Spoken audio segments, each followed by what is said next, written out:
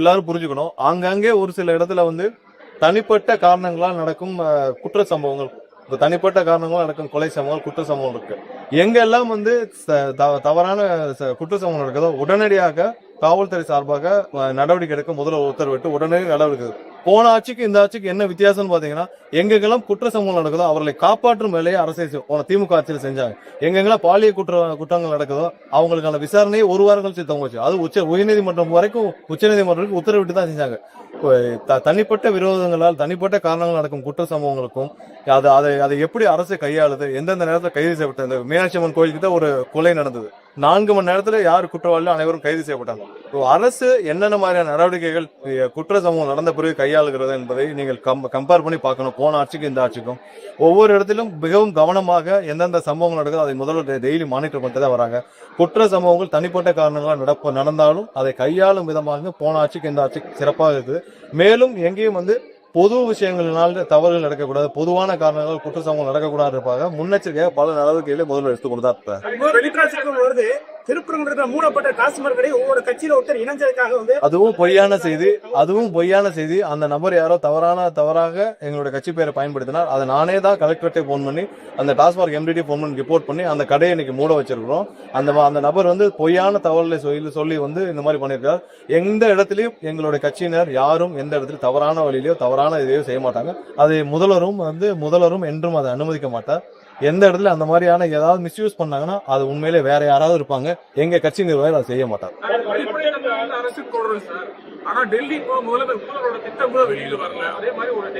டெல்லியில போனது அபிஷியல் சந்திப்பு. டெல்லியில போனது வந்து அபிஷியலான ஒரு சந்திப்பு, பிரதமருடைய சந்திப்பு.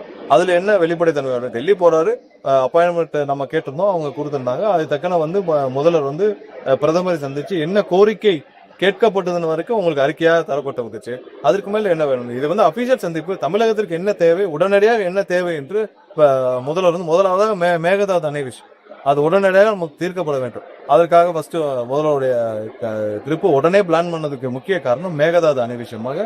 மேலும் மற்ற கோரிக்கைகள் நம்மளுடைய மீனவர்கள் தினமும் தாக்கப்பட்டு வராங்க. ஸோ இதெல்லாம் வந்து கண்டிப்பா நிறைய கோரிக்கைகளை கொடுக்க வேண்டிய அவசியம் இல்லை. முக்கியமான 5 கோரிக்கைகள் உடனடியாக தீர்க்கப்பட வேண்டிய கோரிக்கைகள். இன்னொன்று நம்மளுடைய தமிழ் தாய் வாழ்த்து வந்து தொடர்ந்து கவர்னர் மாளிகையில் கவர்னர் சார்ந்து நடக்கும் அனைத்து நிகழ்ச்சிகளும் புறக்கணிக்கப்பட்டு வருது. ஸோ இதெல்லாம் உடனடியாக அட்ரஸ் பண்ண வேண்டிய விஷயம். அதற்காக முதல்வர் உடனடியாக அப்பாயின்மெண்ட் கேட்டு போனாங்க. இதுல என்ன ஒழுங்கு முறை இருக்கு, என்ன டிரான்ஸ்பரன்சி? கண்டிப்பா டிரான்ஸ்பரன்சி இருக்குல்ல. எல்லாமே யூகத்தின் அடிப்படையில் பல தகவல் வரும். இன்னும் வந்து இதுக்கு முன்னாடி வந்து வரும். நீங்கள் கூட்டணி சேர்ந்துட்டீங்களாமே, வந்துட்டீங்களாம, கூட்டணி முடிவாயிடுச்சாம, இல்ல போயிட்டாங்களாம, எல்லா யூகங்களும் எதுவும் கிடையாது. எங்களுடைய நம்மளுடைய முதல்வர் என்னைக்கு வந்து தெளிவான சிந்தனை, மக்களுக்காக மட்டுமே பணியாற்றுவா. எந்த இதுலயும் இருக்காது. எந்த இடத்துலயும் வந்து நாங்க அப்போ சொன்னாதான் இப்பயும் சொல்றோம். ஒரு வருஷத்துக்கு முன்னாடி சொன்னதார எந்த இடத்துலயும் ஒரு நொடி கூட யாருக்காகவும் முதல்வர் காம்ப்ரமைஸ் பண்ணும் வேலையை செய்யவே மாட்டார். அது 100% உண்மை. மற்ற இந்த மாதிரியான செய்திகள் எதுவுமே இல்லை. நான் அசிஸ்டன்ட் கமிஷனர், டெப்டி கமிஷனர் உட்பட அனைவரும் அங்கே இருந்து அனைத்தையும் பார்வையிட்டு கொடுத்தாங்க. ஒரு அரை மணி நேரத்தில் அனைத்தும் சீர் செய்யப்பட்டது. சார், எதிர்கட்சியோட பிரதான குற்றச்சாட்டு நாட்களை எண்ணியே சொல்றாங்க. 30 நாட்கள் ஆனா கட்டவுக்கு அதிகமா இதாகுது. தென்காசியில ஒரு விஷயம், திக்குபுரியில ஒரு விஷயம், இந்த மாதிரி ரிப்பீட்டடா இது சட்ட ஒரு குறைபாடு. ஒரு விஷயம் எல்லாரும் புரிஞ்சுக்கணும். ஆங்காங்கே ஒரு சில இடத்துல வந்து தனிப்பட்ட காரணங்களால் நடக்கும் குற்ற சம்பவங்கள், தனிப்பட்ட காரணங்களால் நடக்கும் கொலை சம்பவங்கள், குற்ற சம்பவம் இருக்கு. எங்கெல்லாம் வந்து தவறான குற்ற சம்பவம் நடக்குதோ உடனடியாக காவல்துறை சார்பாக நடவடிக்கை எடுக்க முதல்வர் உத்தரவிட்டு உடனடி நடவடிக்கை. போன ஆட்சிக்கு இந்த ஆட்சிக்கு என்ன வித்தியாசம்னு பாத்தீங்கன்னா, எங்கெங்கெல்லாம் குற்ற சம்பவம் நடக்குதோ அவர்களை காப்பாற்றும் வேலையை அரசு திமுக ஆட்சியில் செஞ்சாங்க. எங்கெங்கெல்லாம் பாலியல் குற்றங்கள் நடக்குதோ அவங்களுக்கான விசாரணையை ஒரு வாரம் கழிச்சு தொங்குச்சு. அது உயர்நீதிமன்றம் வரைக்கும் உச்சநீதிமன்றத்துக்கு உத்தரவிட்டு தான் செஞ்சாங்க. தனிப்பட்ட விரோதங்களால் தனிப்பட்ட காரணங்கள் நடக்கும் குற்ற சம்பவங்களுக்கும் அதை எப்படி அரசு கையாளுது, எந்தெந்த நேரத்தில் கைது செய்யப்பட்ட இந்த மீனாட்சி அம்மன் கோயிலுக்கு தான் ஒரு கொலை நடந்தது. 4 மணி நேரத்துல யார் குற்றவாளி அனைவரும் கைது செய்யப்பட்டாங்க. அரசு என்னென்ன மாதிரியான நடவடிக்கைகள் குற்ற சம்பவம் நடந்த பிறகு கையாளுகிறது என்பதை நீங்கள் கம்பேர் பண்ணி பார்க்கணும். போன ஆட்சிக்கு இந்த ஆட்சிக்கும் ஒவ்வொரு இடத்திலும் மிகவும் கவனமாக எந்தெந்த சம்பவங்கள் நடக்குது அதை முதல்வர் டெய்லி மானிட்டர் பண்ணிட்டு தான் வராங்க. குற்ற சம்பவங்கள் தனிப்பட்ட காரணங்களால் நடந்தாலும் அதை கையாளும் விதமாக போன ஆட்சிக்கு இந்த ஆட்சிக்கு சிறப்பாக இருக்குது. மேலும் எங்கேயும் வந்து பொது விஷயங்களினால் தவறுகள் நடக்கக்கூடாது, பொதுவான காரணங்கள் குற்ற சம்பவம் நடக்கக்கூடாது இருப்பாங்க. முன்னெச்சரிக்கையாக பல நடவடிக்கைகளை முதல்வர் எடுத்துக் கொடுத்தார். திருப்பரங்குன்றத்துல மூடப்பட்ட டாஸ்மாக் கடை ஒவ்வொரு கட்சியில ஒருத்தர் இணைஞ்சதுக்காக வந்து அதுவும் பொய்யான செய்தி. அந்த நபர் யாரோ தவறாக எங்களுடைய கட்சி பேரை பயன்படுத்தினார். அதை நானே தான் கலெக்டரேட்டை போன் பண்ணி அந்த டாஸ்மாக் எம்டிடி போன் பண்ணி ரிப்போர்ட் பண்ணி அந்த கடையை இன்னைக்கு மூட வச்சிருக்கிறோம். அந்த நபர் வந்து பொய்யான தகவலை சொல்லி வந்து இந்த மாதிரி பண்ணியிருக்கார். எந்த இடத்துலயும் எங்களுடைய கட்சியினர் யாரும் எந்த இடத்துலயும் தவறான வழியிலயோ தவறான இதையோ செய்ய மாட்டாங்க. அது முதல்வரும் என்றும் அதை அனுமதிக்க மாட்டார். எந்த இடத்துல அந்த மாதிரியான ஏதாவது மிஸ்யூஸ் பண்ணாங்கன்னா அது உண்மையிலே வேற யாராவது இருப்பாங்க. எங்க கட்சி நிர்வாகிகள் அதை செய்ய மாட்டாங்க.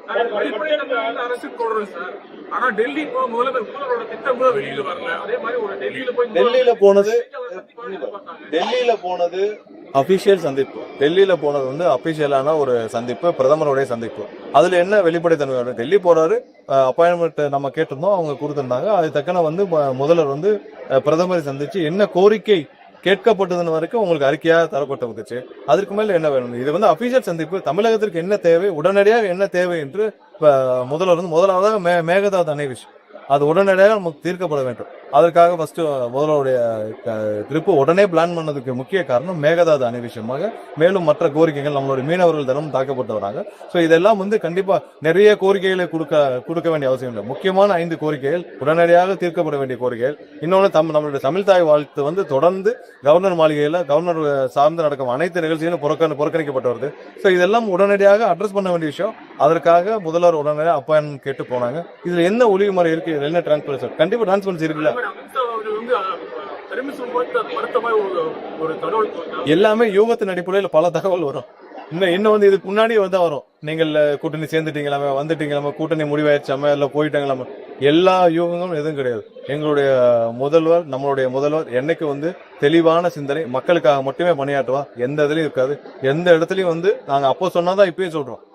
ஒரு வருஷத்துக்கு முன்னாடி சொன்னதார எந்த இடத்துலயும் ஒரு நொடி கூட யாருக்காகவும் முதல்வர் காம்ப்ரமைஸ் பண்ணும் வேலையை செய்யவே மாட்டார். அதில் 100% உண்மை. மற்ற இந்த மாதிரியான செய்திகள் எதுவுமே இல்லை. நான் அசிஸ்டன்ட் கமிஷனர், டெப்டி கமிஷனர் உட்பட அனைவரும் அங்கே இருந்து அனைத்தையும் பார்வையிட்டு கொடுத்தாங்க. ஒரு அரை மணி நேரத்தில் அனைத்தும் சீர் செய்யப்பட்டது. சார், எதிர்கட்சியோட பிரதான குற்றச்சாட்டு நாட்களை எண்ணியே சொல்றாங்க. 30 நாட்கள் ஆனா கட்டவுக்கு அதிகமா இதாகுது. தென்காசியில ஒரு விஷயம், திக்குபுரியில ஒரு விஷயம், இந்த மாதிரி ரிப்பீட்டடா அதுக்கு இருக்கு. இது சட்ட ஒரு குறைபாடு. ஒரு விஷயம் எல்லாரும் புரிஞ்சுக்கணும். ஆங்காங்கே ஒரு சில இடத்துல வந்து தனிப்பட்ட காரணங்களால் நடக்கும் குற்ற சம்பவங்கள், தனிப்பட்ட காரணங்களால் நடக்கும் கொலை சம்பவங்கள், குற்ற சம்பவம் இருக்கு. எங்கெல்லாம் வந்து தவறான குற்ற சம்பவம் நடக்குதோ உடனடியாக காவல்துறை சார்பாக நடவடிக்கை எடுக்க முதல்வர் உத்தரவிட்டு உடனடி நடவடிக்கை. போன ஆட்சிக்கு இந்த ஆட்சிக்கு என்ன வித்தியாசம் பாத்தீங்கன்னா, எங்கெங்கெல்லாம் குற்ற சம்பவம் நடக்குதோ அவர்களை காப்பாற்றும் வேலையை அரசு திமுக ஆட்சியில் செஞ்சாங்க. எங்கெங்கெல்லாம் பாலியல் குற்றங்கள் நடக்குதோ அவங்களுக்கான விசாரணையை 1 வாரம் கழிச்சு தவங்குச்சு. அது உயர்நீதிமன்றம் வரைக்கும் உச்சநீதிமன்றத்துக்கு உத்தரவிட்டு தான் செஞ்சாங்க. தனிப்பட்ட விரோதங்களால்